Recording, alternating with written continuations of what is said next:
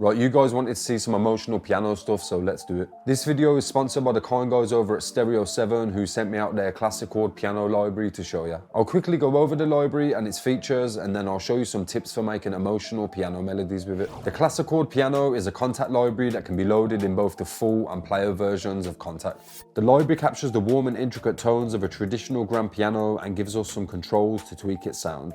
On the left you'll see 4 buttons which are going to replicate the sound of 4 different mic types, as well as a sustain pedal. Next to this we have a reverb that has 5 different reverb types. The stereo separation knob is going to let you put the sound into mono or spread it right out to the sides. And the age knob is going to degrade the sound with what sounds like filtering and bit crushing. Just below this there are settings to mix in noise, add some crunchy tones with the amp, or add that vintage wobbly effect with the detune.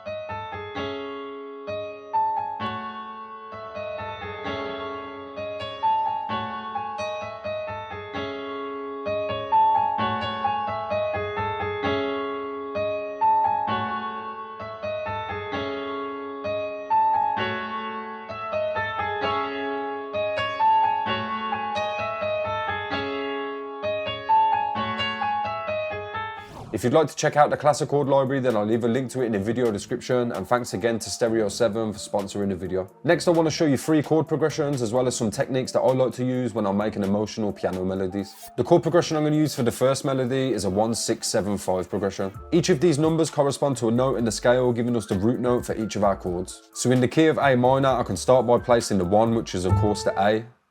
I can then count up the scale to the 6th note and place that, which is going to be F.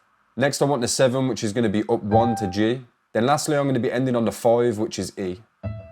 Jumping from A all the way up to this F isn't going to sound the best, so I'm going to take these last 3 notes and put them down an octave. Now with my scale highlighting on, I can simply just skip 1 note in the scale and place the next, and then repeat that to build out each of my chords.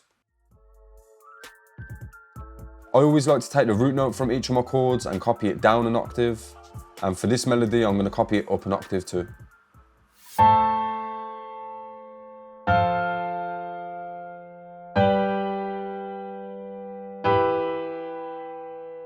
These chords sound good already, but to make a more interesting melody, you can adjust the start time of some of the notes to create some rhythm. I tend to keep the root notes where they are and then experiment moving other notes around until it sounds good.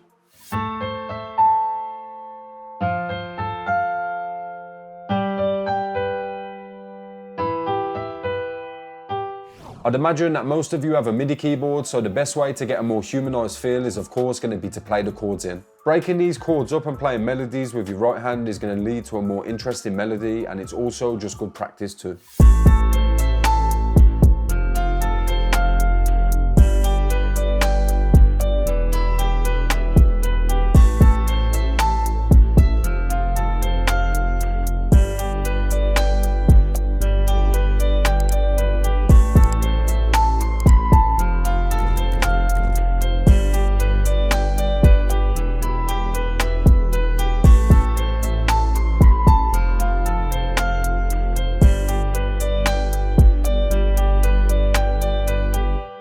This next progression is only going to contain 3 chords, and those chords are F sharp minor, G sharp minor and C sharp minor. That C sharp minor chord is going to be sustained over 2 bars, adding some suspense to the melody before we loop back to the start. These chords all fit into the C sharp minor scale, so with that selected I can place down the root note for each of my chords. Then just like in the last melody, I'm going to build these out into chords by skipping 1 note in the scale and placing the next one and repeating that again. For this progression I also want to come in on the top and copy the first 2 notes from each chord and bring them up an octave. And as always, I'll take the root notes and copy them down an octave too.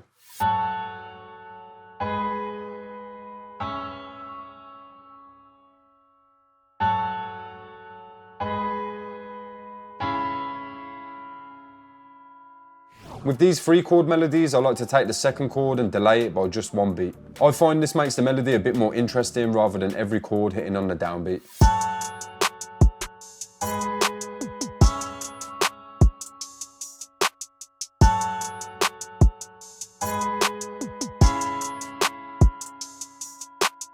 And of course, this progression is going to sound best if you learn how to play it and freestyle melodies with it.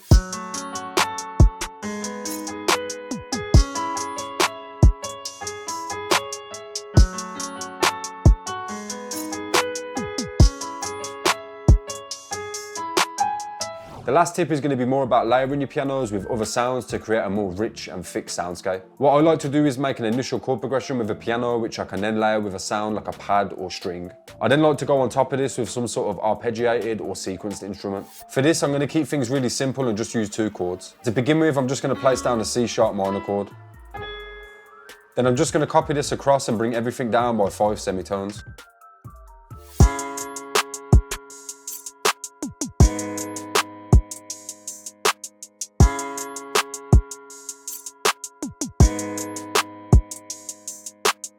Right, I want to layer this piano with something smooth, so I've chose a pad from Heat Up 3. All I'm going to do here is copy this chord progression and paste it straight into this channel.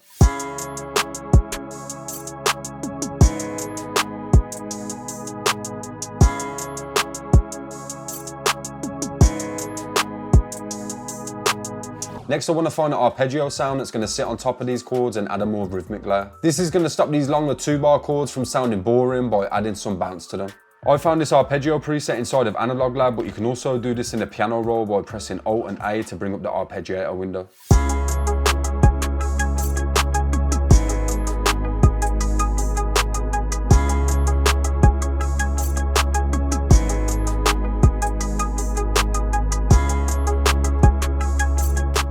And that is going to bring us to the end of the video. If you want to check out the Classichord Piano library, then remember I'll leave a link to it in the video description. And once again, a huge thank you to the guys over at Stereo 7 for sponsoring the video. If you did enjoy the video, then make sure to hit the thumbs up button before you leave. And if you're new to the channel, then do me a favor and hit that subscribe button. We're literally only a few subscribers away from 5K now, so you can expect some news on that huge giveaway very soon. Now, if you'd like to know how I make my emotional guitar melodies, then I'll leave a link to that video up here. Then I'll just leave you a random video from the channel down here.